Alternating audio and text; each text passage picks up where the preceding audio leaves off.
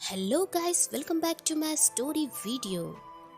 तो जैसा कि आपने पिछले एपिसोड में ये देखा था कि कैसे माइल और उनके फ्रेंड्स किडनैपर्स को मुंह तोड़ जवाब देते हैं और जीत आखिरकार माइल और उनके दोस्तों की होती है।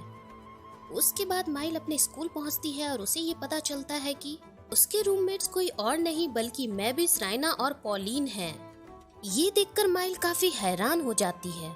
फिर आपस में वो लोग अपना फॉर्मल इंट्रोडक्शन एक दूसरे को देते हैं। मैविस बताती है कि उसका नाम मैविस वॉन है और वो 17 साल की है। वो बेसिकली एक नाइट्स के फैमिली से बिलोंग करती है और एक अच्छी तलवारबाज बनना चाहती है। रैना अपने बारे में ये बताती है कि मेरा नाम रैना है और मैं 15 साल की हूँ। मैं एक जादूगर हूँ और मेरा हंटर रैंक ई है। लोग मुझे क्रिम्सन रैना भी कहते हैं। फिर पॉलिन कहती है कि उसका नाम पॉलिन है और वो 14 साल की है और वो भी एक जादूगर बनना चाहती है। वो रैना से कहती है कि अगर बुरा ना मानो तो मैं तुमसे बहुत कुछ सीखना चाहती हूँ। रैना उससे बोलती है कि शायद तुम किसी गलत इंसान से पूछ रही हो और वो माइल की तरफ देखकर कहती है, क्या मैं सही नहीं हूँ? फिर माइल सरप्राइज हो जाती है। मैं भी माइल की तरफ देखकर बोलती है, अब इंट्रोडक्शन देने की बारी तुम्हारी है।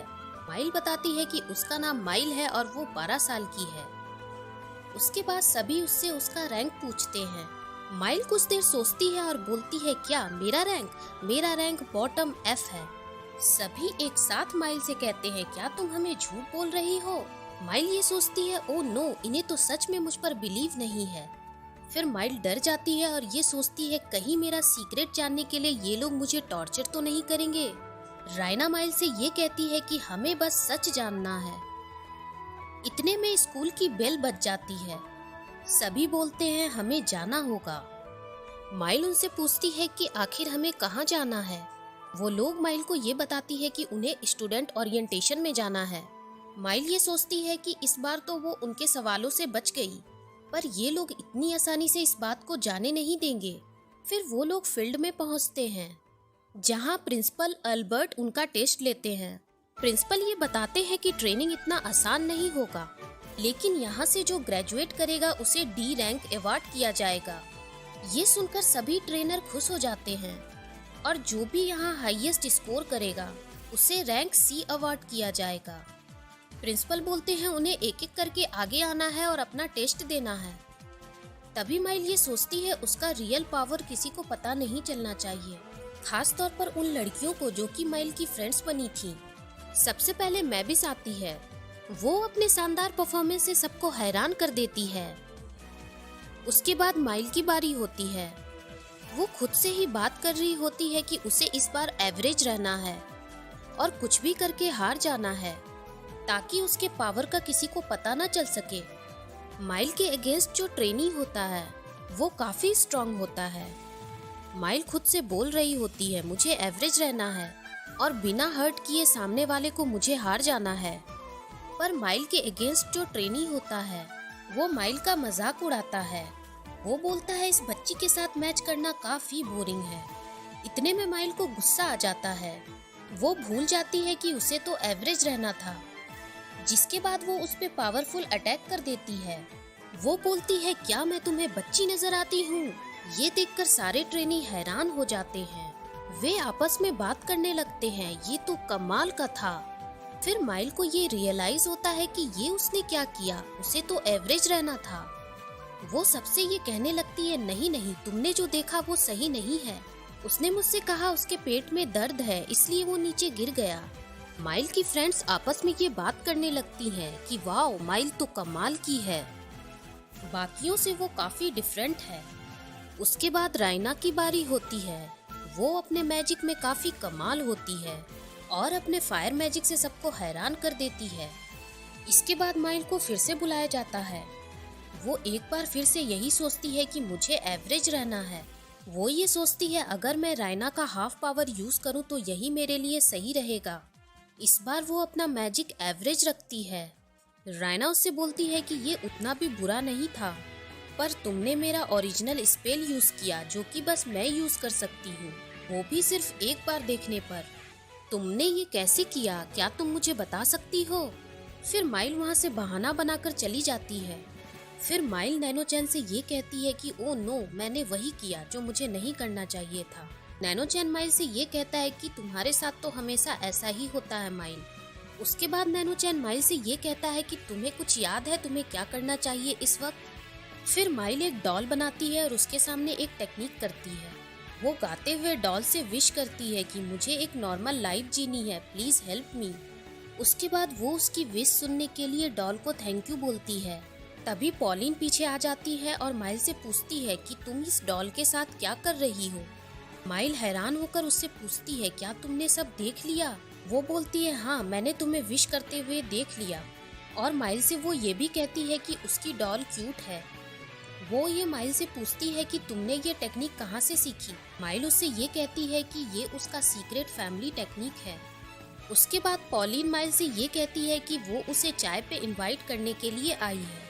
माइल काफी खुश होती है और सोचती है स्कूल में उसका ये पहला इवेंट होगा। फिर माइल और उसकी फ्रेंड्स चाय पे मिलते हैं। रायना माइल से ये पूछती है कि तुम हमें कुछ अपने बारे में बताने वाली थी। माइल ये सोचती है ये गेट टुगेदर कम और पुलिस स्टेशन ज्यादा लग रहा है। माइल अपने बारे में ये बताती है कि वो बस एक 12 साल की नॉर्मल हंटर है जो यहाँ बहुत कुछ सीखने आई है। मैबिस माइल से ये कहती है पर तुमने फील्ड में उस हंटर मॉब को एक ही बार में हरा दिया था, ये तुमने आखिर कैसे किया। माइल उसको जवाब देते हुए ये कहती है कि ये उसका सीक्रेट फैमिली टेक्निक है। रायना माइल से ये पूछती है कि तुमने वो जादू भी किया जो कि बस मैं कर सकती हूँ। माइल फिर से एक बार वही रिप्लाई करती है कि ये उसका सीक्रेट फैमिली टेक्निक है। रायना गुस्से से कहती है पर मैंने वो मैजिकल स्पेल इन्वेंट किया है। फिर तुमने ये कैसे किया। पॉलिन बोलती है रैना तुम्हें गुस्सा नहीं करना चाहिए, हम तो बस एक दूसरे के बारे में अच्छी तरीके से जानना चाहते हैं और कुछ नहीं। फिर रैना ये बोलती है आज का दिन काफी थका देने वाला रहा है, अब हमें ये बातें छोड़कर चाय पीनी चाहिए, इसके बाद अभी पूरी रात बाकी है। फिर माइल टेंशन में ये सोचती है कि लगता नहीं कि मैं इनके सवालों से बच पाऊंगी, आखिर मैं क्या करूं। माइल ये सोचती है बचने का बस एक ही रास्ता है। फिर वो अपने फ्रेंड्स को एक बुक का स्टोरी सुनाने लगती है। माइल ये बताती है कैसे उसे अपने एबिलिटी के वजह से मुश्किलों का सामना करना पड़ा और कैसे वो एक प्रिंस के वजह से मरने से बच गई। उसके बाद रायना बोलती है ओ क्या सच में। माइल बोलती है हाँ ये सच है। फिर रायना गुस्से से बोलती है क्या तुम मुझे बेवकूफ समझती हो, तुम जिस बुक की स्टोरी हमें बता रही हो वो मैंने भी पढ़ा है। रायना बोलती है क्या तुम हमारा मजाक उड़ा रही हो। माइल बोलती है नहीं नहीं, मेरा ऐसा कोई इरादा नहीं था। रायना माइल से ये कहती है कि आखिरकार तुम हमें सच क्यों नहीं बता रही। पॉलिन रायना से ये कहती है कि अभी के लिए ये सवाल हम रहने देते हैं। रायना उससे ये बोलती है क्या तुम्हें सच नहीं जानना। पॉलिन उससे ये बोलती है कि हाँ मुझे जानना है, पर शायद हर किसी का एक पास्ट होता है जिसके बारे में हमें बात नहीं करनी चाहिए। रायना बोलती है हाँ तुम सही बोल रही हो। इतने में मैबिस बोलती है पर उसका कोई पास्ट नहीं है। उसके बाद पॉलिन बोलती है हाँ उसके साथ भी ऐसा कुछ नहीं है। वो माइल से ये कहती है कि कोई बात नहीं, अगर अभी तुम नहीं बताना चाहो तो, पर एक दिन तुम हमें जरूर बताना जब हम अच्छे दोस्त बन जाएंगे। रायना माइल को सॉरी बोलती है उस पर चिल्लाने के लिए। फिर माइल सबको थैंक यू बोलती है उस पर ट्रस्ट करने के लिए। रायना माइल के बारे में ये सोचती है कि माइल एक बुरी इंसान नहीं है, लेकिन एक दिन वो माइल का सीक्रेट जान कर रहेगी कि आखिरकार वो इतनी ताकतवर कैसे है। आगे के एपिसोड में हम ये देखेंगे कि माइल के स्कूल में होने वाला है एक क्वेस्ट जो कि उसको अपने टीम के साथ परफॉर्म करना है। कैसे वो और उसकी टीम अपने परफॉर्मेंस को बेटर बनाती है और टास्क को कंप्लीट करती है। गाइस आगे की स्टोरी जानने के लिए कर दो मेरे चैनल को सब्सक्राइब और बेल आइकन को कर दो प्रेस। तो मिलते हैं एक छोटे से ब्रेक के बाद।